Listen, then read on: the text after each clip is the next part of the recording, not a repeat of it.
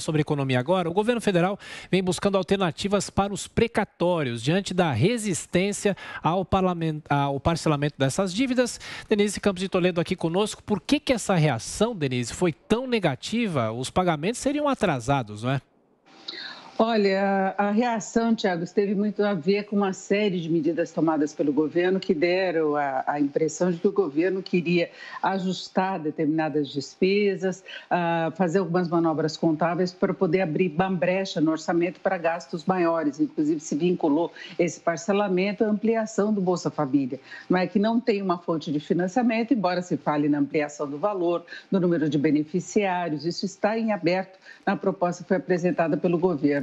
Agora, a imposição de um parcelamento e a criação de um fundo que, com recursos aí de privatizações, com recursos provenientes de outras áreas, a venda de imóveis para o pagamento dos precatórios, e na medida em que isso fosse sendo pago, se retirasse do teto, tudo isso gerou uma desconfiança muito grande com relação ao compromisso efetivo da equipe econômica com o ajuste das contas públicas, ou se haveria uma preocupação maior em se criar essa brecha no orçamento para o lançamento de medidas populares no ano que vem, que tenham algum efeito sobre a popularidade do governo visando as eleições. Então, essa percepção que está presente no mercado, inclusive nas discussões que envolvem a reforma tributária. Só que aí os estados entram em ação para conter, para influenciar a base lá no Congresso e evitar que essas propostas sigam adiante. Então, tanto a proposta de reforma tributária, que traria perdas de redistribuição de recursos para os estados, como a própria parcelamento dos precatórios. Os estados detêm cerca de 16,6 bilhões dos precatórios a serem pagos pelo governo. Então, agora o governo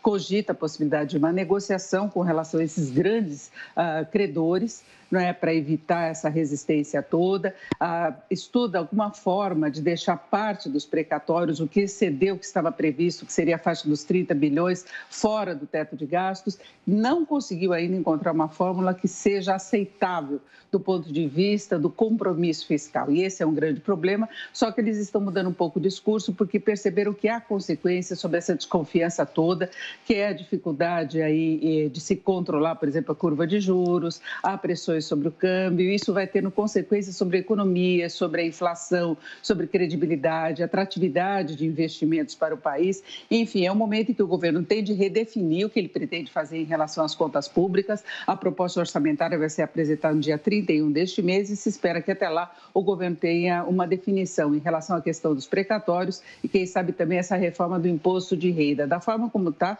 o governo pode simplesmente ser derrotado nas propostas apresentadas ao Congresso. Denise, esse debate dos precatórios contaminou o mercado financeiro. Quais são os indicativos para hoje, hein?